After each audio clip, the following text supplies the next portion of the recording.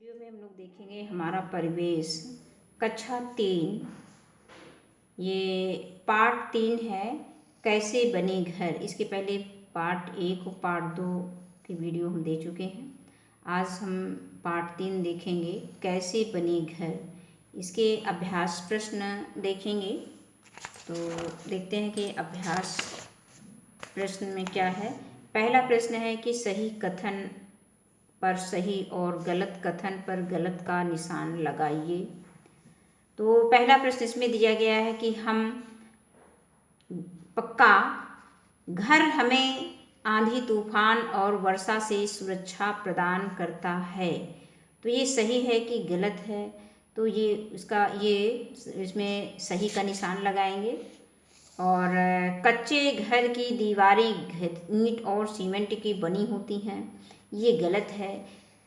कच्चे घर की दीवारें मिट्टी से बनी होती हैं, कीचड़ से बनी होती हैं, बांस और ये पक्के घर की दीवारें जो हैं ईंट और सीमेंट से बनी होती हैं। तो ये इसका जो दिया गया है ये सेंटेंस गलत है। तो इसमें क्रॉस का निशान लगा देंगे।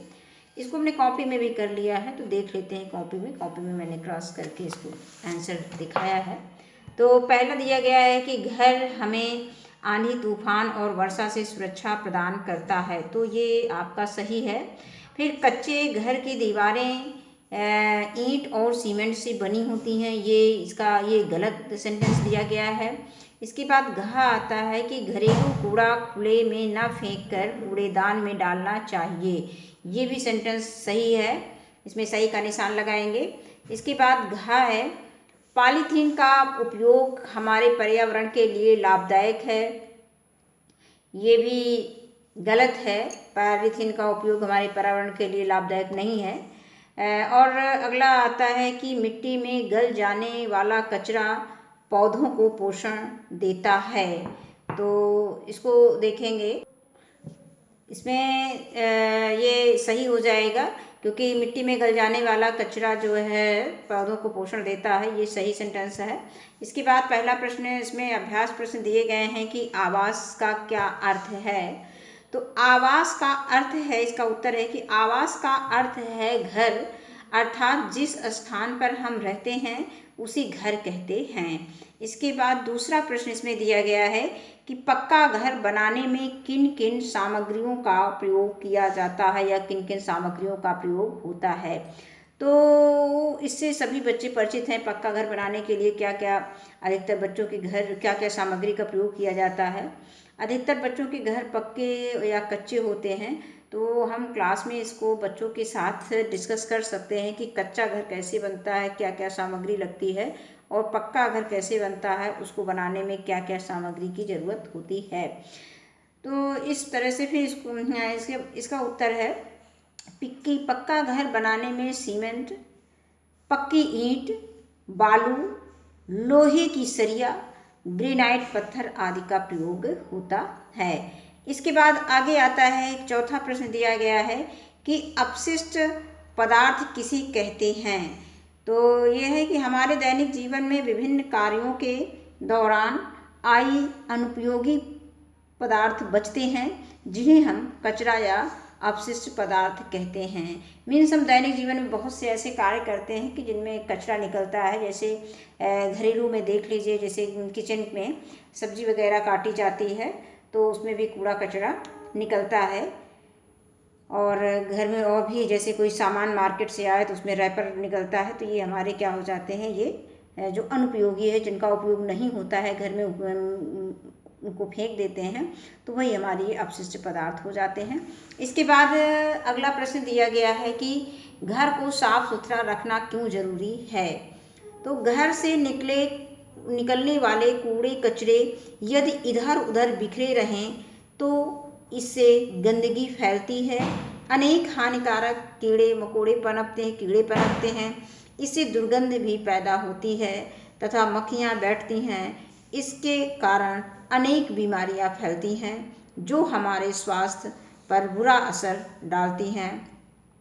इसलिए हमें घर को साफ सुथरा रखना जरूरी होता है। इसके बाद अगला प्रश्न आता है, प्रश्न संख्या 6, घर में दो तरह का कूड़ेदान क्यों रखना चाहिए। जैसे कि हम लोगों के विद्यालयों में भी लगभग सभी विद्यालयों में कूड़ेदान रखे गए हैं, एक नीला और एक हरा।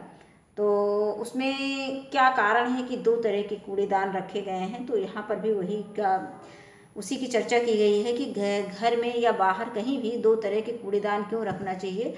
तो एक में हम गलने वाली चीज़ें रख दें, जैसे जिनको कि हम रिसाइकिल करके पुनः यूज कर सकें, और एक में ना गलने वाली चीज़ें रख सकें। तो उससे इसका उत्तर हमने लिखा है कि घर में दो तरह का कूड़ेदान क्यों रखना चाहिए। तो इसका उत्तर है कि हमें घर में दो तरह के कूड़ेदान रखना चाहिए, जिससे कि एक कूड़ेदान में कभी ना गलने वाला कचरा, जैसे हम पॉलीथीन रख सकते हैं, पॉलीथीन की जो थैलियाँ आती हैं, प्लास्टिक है, कांच, लोहे के बेकार वस्तुएं उसमें हम रख सकते हैं। और दूसरे कूड़ेदान में सब्जी के छिलके, खराब खाना, जो भोजन हमारा बर्बाद खराब हो जाता है, बासी हो जाता है, उसको हम उसमें डाल सकते हैं। और उपयोग की हुई चाय की पत्ती आदि अपशिष्ट पदार्थ हम उसमें रख सकते हैं दूसरी वाले कूड़ेदान में, क्योंकि गलने वाले अपशिष्ट पदार्थों से पेड़ पौधों के लिए उपयोगी खाद्य बना सकते हैं, और जो ना गलने वाले अपशिष्टों को जो है रिसाइकलिंग करके उनका हम पुनः उपयोग में ला सकें। तो इसलिए हमें दो तरह के कूड़ेदान का प्रयोग करना चाहिए। अगर हम एक ही कूड़ेदान में डाल देंगे तो उसको पुनः जो है उपयोग करना मुश्किल हो जाता है। और इसके बाद अगला है कि कचरा, प्रश्न संख्या 7 है कि कचरा प्रबंधन के संबंध में 4R का क्या अर्थ है। तो कचरा प्रबंधन के संबंध में 4R का क्या अर्थ है। पहले मीन्स मतलब जो पहला आर है वो रिड्यूस होता है, इसको हम बोलेंगे कम करना। और दूसरा है रिफ्यूज़ मीन होता है मना करना, और रीयूज़ मीन होता है पुनः प्रयोग करना। इसके बाद आता है रिसाइकिल मीन होता है पुनः चक्रित करना। तो इसको किताब से हम थोड़ा सा इसको देख लेंगे कि इसका क्या अर्थ होता है। जैसे कम करना, रिड्यूस कम करना, यानी अपनी आवश्यकता के अनुरूप ही सामान खरीदें। इसके बाद आता है मना करना, रिफ्यूज़, प्लास्टिक से बने सामानों एवं पॉलीथीन थैली के उपयोग से बचें। इसके बाद आता है पुनः प्रयोग, बहुत सी वस्तुओं को हम अपनी समझदारी से पुनः उपयोग में ला सकते हैं। जैसे क्या क्या चीज़ें पुनः उपयोग में, जैसे पुरानी हमारी जो बाल्टियाँ हैं, बाल्टियों के टूटने से उसे हम कूड़ेदान या गमले के रूप में उपयोग में ला सकते हैं। इसके बाद आता है पुनः चक्रित करना, जो चौथा आ आता है वो पुनः चक्रित करना मीन्स रिसाइकिल। अब इसमें यह है कि ऐसी वस्तुएं जो पुनः चक्रित हो सकती हैं तथा उसे कबाड़ी वाले को दे दें, जैसे पुराने कागज़ हैं, समाचार पत्र, लोहे व कांच के टुकड़े आदि पुनर्चक्रण के द्वारा बहुत से अपशिष्ट पदार्थों को गलाकर पुनः प्रयोग में लाया जा सकता है। इसके बाद इसमें कुछ प्रश्न जो है प्रोजेक्ट वर्क के लिए दिया गया है, तो इसको हम बच्चों को दे सकते हैं क्लास में करने के लिए। जैसे पहला जो है प्रोजेक्ट वर्क का प्रश्न दिया गया है कि पता कीजिए अपने घर में प्लास्टिक की कौन कौन सी वस्तुओं का प्रयोग होता है। तो हम बच्चों से, प्रत्येक बच्चे को कह सकते हैं कि अपने घर में पता करके आओ क्या क्या चीज़ें, या उनकी लिस्ट बना के लाओ क्या क्या प्लास्टिक की चीज़ें घर में प्रयोग होती हैं, और उनके विकल्प के रूप में आप क्या क्या उपयोग कर सकते हैं। मान लीजिए कि वो प्लास्टिक का सामान हम ना यूज़ करें, तो उसके ऑप्शन यानी उसका विकल्प दूसरा कोई क्या विकल्प है, अगर है तो हम उसकी जगह पे कौन सा पदार्थ यूज कर सकते हैं, कौन सा सामान यूज कर सकते हैं, क्या यूज़ कर सकते हैं, ये हम बच्चों को प्रोजेक्ट वर्क में दे सकते हैं।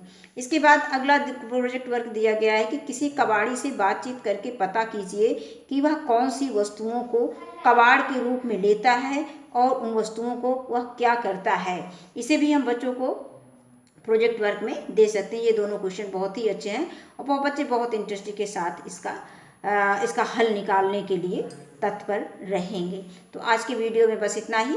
धन्यवाद।